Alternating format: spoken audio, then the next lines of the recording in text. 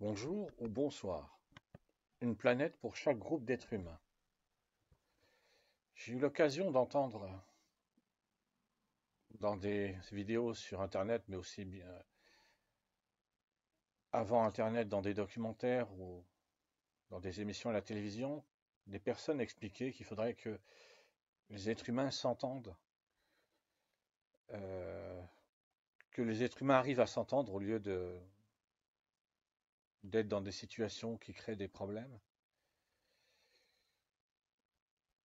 Bien avant les derniers mois de l'année 2023, bien avant la crise du Covid de 2020, la nouvelle phase de la guerre en Ukraine en 2022, j'étais déjà convaincu qu'à l'échelle de l'éternité, qu'au moment d'Armageddon,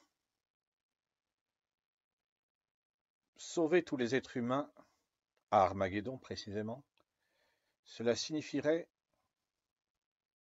que chaque groupe d'êtres humains devrait être envoyé sur sa propre planète pour y vivre éternellement.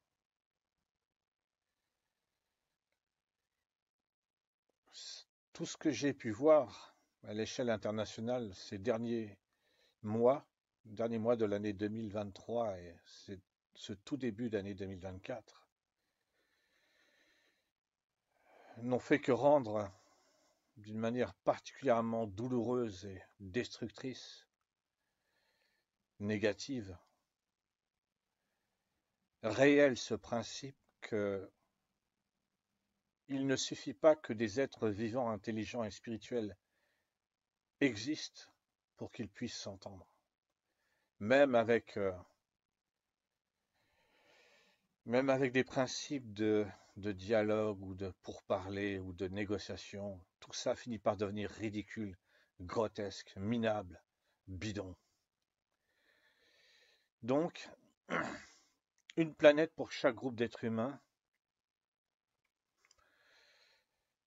Au moment d'Armageddon,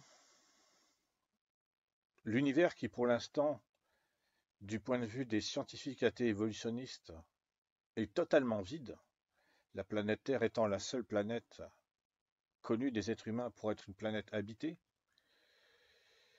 à partir d'Armageddon, une planète pour chaque groupe d'êtres humains permettra qu'il y ait des centaines de milliers, probablement même des millions, voire des dizaines de millions de planètes qui seront habitées.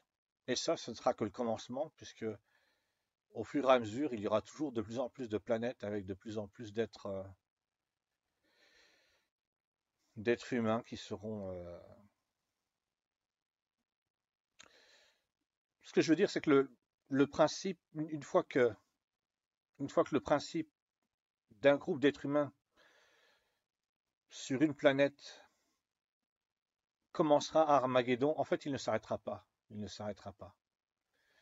Et l'étendue de l'univers euh, étant telle qu'il dépasse l'entendement humain, c'est-à-dire l'univers est tellement grand que ça dépasse complètement ce qu'un être humain peut essayer de comprendre avec son intelligence, qu'il faudra longtemps, très très très très longtemps, je ne sais pas, des milliards d'années, des dizaines de milliards d'années, avant qu'arrive à un moment où on puisse se dire, tiens, il y a suffisamment de planètes habitées dans l'univers pour pour qu'on se pose la question, est-ce qu'il ne faudrait pas il faudrait pas mettre un terme au fait qu'il y ait une planète de plus ou quelques planètes de plus ou des milliers de planètes de plus qui seraient habitées.